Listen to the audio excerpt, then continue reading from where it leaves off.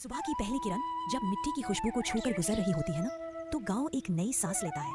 इसी सांस के साथ एक लड़का हर रोज एक नई उम्मीद लेकर अपनी रेहड़ी लगाता है। उस लड़के का नाम है किशन। ना बड़ा सपना, ना बड़ी कमाई, पर एक बड़ा दिल। हर दिन की तरह आज भी किशन अपनी पुरानी लकड़ी की रेहड़ी लगाता है। चूल्हे की आंच पर चढ़ा कड़ाहा और उसमें पकते खौलते छोले, जिसकी खुशबू पूरे गाँव को खींच लाती थी। किशन मुस्कुराता था, मगर उसके मन में पैसों की तंगी का दर्द हमेशा जलता रहता था। लेकिन उसे क्या पता कि उसी दिन किस्मत उसकी जिंदगी की सबसे बड़ी परीक्षा लिखने वाली है। वाह क्या स्वाद है इनका, एकदम घर जैसा स्वाद। लो भैया, गरम गरम छोले भटूरे तैयार है। जितना प्यार मैं पकाने में डालता हूँ, उतना ही प्यार तुम खाने में रखना। अरे किशन, तेरे हाथ का स्वाद, वाह, इतनी कम कीमत में इतना बढ़िया खाना तो कोई देगा ही नहीं। पैसों से ज्यादा जरूरी पेट का भरना है भैया, और लोगों का दिल जीतना। किशन मुस्कुराता था, मगर उसके मन में पैसों की तंगी का दर्द हमेशा जलता रहता था। मोहिनी, गांव के सबसे बड़े सेठ धन्नाराम की बेटी, खूबसूरती ऐसी कि हवा भी रुककर उसे देखे, और दिल ऐसा कि सीधे सीधे किशन से जुड़ जाए। किशन, आज फिर वही खुशबू? अरे नहीं मोहिनी जी, आप आएंगी तभी तो मेरी रेहड़ी में आज पैसे जरूर दूंगी, रोज मना कर देते हो। पैसे आपसे? अरे रहने दो, आपका आ जाना ही काफी है। इन दोनों की बातों में एक मासूम सा प्यार था जिसे दुनिया से छुपाकर जिया जा रहा था।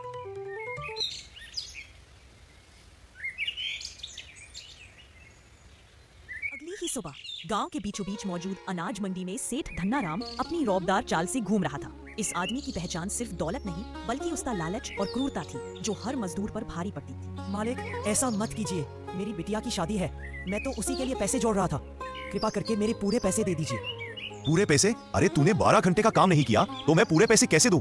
जितने बनते हैं उतने ले, नहीं तो निकल यहाँ से। मालिक, मैंने 11 घंटे तो काम किया है, लेकिन आप तो 8 घंटे के भी पूरे पैसे नहीं दे रहे। मालिक, मेरी हालत मत समझो, पर मेरी बिटिया की शादी है, इतनी नाइंसाफी क्यों कर रहे हो मालिक? मैं कहाँ जाऊँ, किससे मांगू? बहुत बोलने लगा है तू। पैसे चाहिए तो चुपचाप ले और निकल, नहीं तो अगली बार काम भी नहीं मिलेगा, समझा? मजदूर की आंखों से टपकते आंसू और सेठ के दिल की पत्थर जैसी ठंडक, ये दृश्य गांव की सच्चाई थी। यहाँ गरीब मेहनत करता था और अमीर उसे रौंद देता था। नमस्कार सेठ जी, एक जरूरी बात कहनी थी। जरूरी मतलब बहुत जरूरी। हाँ हाँ बोलो, क्या है? जल्दी बोल, मेरे पास फालतू वक्त नहीं है। सेठ जी, कल शाम मैं किशन की रेहड़ी वाले पेड़ के नीचे सोया था। वहीं मैंने आपकी बिटिया मोहिनी को देखा। वो किशन के पास आई थी, हंस रही थी, बातें कर रही थी, काफी देर तक, बहुत देर तक। तो इससे तुझे क्या मतलब? मेरी बेटी कहाँ जाए, किससे मिले, ये मैं तुझसे पूछ रहा हूँ क्या? सेठ जी, मैं दखल नहीं दे रहा, पर उन दोनों की बातों में कुछ और था। सिर्फ छोले खाने नहीं गई थी। मामला गहरा लग रहा है। बस यही शब्द थे जिन्होंने सेठ के भीतर सोया हुआ तूफान जगा दिया। उसकी आंखों में गुस्सा भर आया और फिर उसे शाम को फिर से मोहिनी किशन से मिलने उसकी रेहड़ी पर जाती है। अरे मोहिनी, तुम जरा कम आया करो मेरी रेहड़ी पर, कहीं किसी को हमारे बारे में कुछ पता ना चल जाए। गांव की हवा बड़ी तेज होती है, बात पल भर में फैल जाती है। कुछ नहीं होता मेरे किशन, मैं तो पिताजी से छुप कर आती हूँ, उन्हें तो पता भी नहीं चलता। और वैसे भी तुमसे मिलने के लिए मैं हर खतरा उठा सकती हूँ। मोहिनी, तुम समझती क्यों नहीं? अगर पिताजी को पता चल गया ना, तो तुम्हें तो डांट पड़ेगी ही। मुझे तो वो इस गाँव से बहा ही देंगे। मुझे तुम्हारे लिए डर लगता है, इसलिए कह रहा हूँ। अरे ओ किशन भाई, जरा जल्दी दो ना भटूरा, बड़ी जोर की भूख लगी है यार। कब से खड़ा हूँ, पेट में चूहे दौड़ रहे हैं। बस बस भैया, आ रहा है गरम गरम भटूरा। मोहिनी, अब तुम जाओ, ग्राहक बढ़ रहे हैं और किसी की नजर पड़ गई तो बात फैल जाएगी। कल मिलते हैं, आराम से बिना डर के बात करेंगे। चलो अब घर जाओ, संभल कर। मोहिनी किशन की बात मानकर चुपचाप घर की ओर चल पड़ी। लेकिन मोहिनी को क्या पता था, उसके पिताजी धन्नाराम को सब मालूम पड़ चुका है। उसे नहीं पता था कि आने वाला तूफान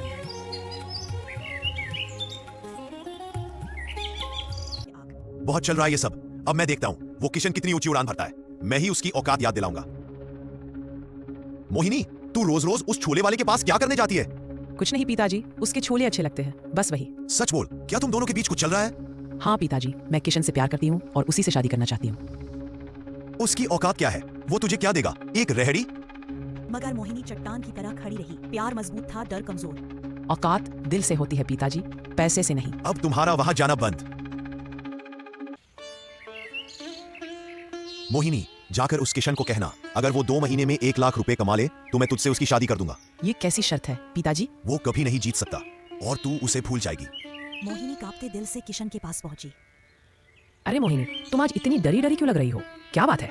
किशन, पिताजी ने शर्त रखी है, 2 महीने में 1 लाख रुपए। 1 लाख? मैं तो महीने में 10 से 15 हजार ही कमा पाता हूँ, कैसे होगा ये? लेकिन प्यार डर से हमेशा बड़ा होता है और किशन ने एक फैसला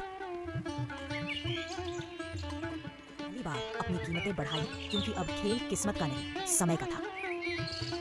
भैया आज से प्लेट 40 की जगह 80 रुपए की होगी। ये क्या? इतनी महंगाई क्यों? मजबूरी है भैया, काम ना बढ़ाऊं तो जिंदगी नहीं बचेगी। गांव वालों का प्यार था मगर जीवे और धीरे धीरे सभी दूर होते गए। भगवान, मैं क्या करूं? कैसे पूरा करूं वादा? तभी उसके मन में एक रोशनी जगी, शहर। हाँ, शहर जाऊंगा, वहीं कुछ बदल सकता हूँ। छोटे से गांव की सीमाएं पहली बार पार की। पीठ और उम्मीदों का बोझ था और आंखों में बस मोहिनी की तस्वीर। उसने कभी शहर नहीं देखा था, लेकिन हौसला उसकी सबसे बड़ी ताकत थी। कई घंटों की तलाश के बाद उसे एक ऐसी जगह मिली जहां रोजाना कामकाज की भीड़ लगती थी। बस यही ठीक है, यही से शुरू होगी मेरी नई लड़ाई। पहला दिन आसान नहीं था। कोई नहीं आया, कोई नहीं रुका, कोई नहीं जानता था कि इस लड़के के हाथ में स्वाद की एक दुनिया छिपी है। लेकिन दूसरी ही सुबह एक मजदूर, फिर 2, फिर 5, धीरे धीरे लोग उसकी खुशबू से खींचने लगे और देखते ही देखते किशन की रेहड़ी के आगे लाइन लग गई। भाई ऐसे छोले तो हमने कहीं नहीं खाए, जरा और दे दो। हर दिन भीड़ बढ़ती गई, किशन का नाम फैलता गया और उसके सपने भी। बस थोड़ा और, फिर मोहिनी को ले जाऊंगा अपने घर। 1 महीने में उसने लक्ष्य पूरा कर लिया। वह अनजान था कि गांव में कोई उसकी तरक्की का जश्न नहीं मना रहा, बल्कि उसकी सफलता पर नजरें गड़ाए बैठे लोग उसे गिराने की तैयारी कर रहे थे। अरे भैया, आप कौन हो? क्या चाहिए आपको? ऐसे क्यों देख रहे हो? ज्यादा सवाल मत पूछ, समझा? चुपचाप अपने सारे पैसे इधर दे दे। ऐसे? भैया, मैंने क्या गलती कर दी?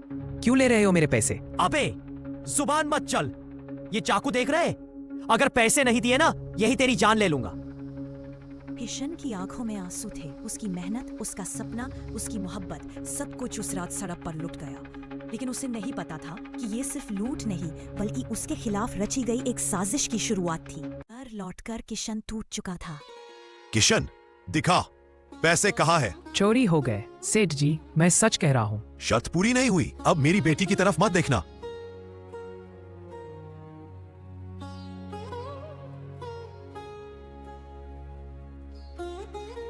लेकिन उस रात मोहिनी ने अपने पिता का असली चेहरा देख लिया। पिताजी, आपने अपने ही लोगों से चोरी करवाई थी। मोहिनी, मैं गलत था। मैं लालच में अंधा हो गया था। अब आपको मेरी शादी किशन से करवानी है। होगी होगी। सेठ की जिद मोहिनी के आंसुओं के आगे पिघल गई।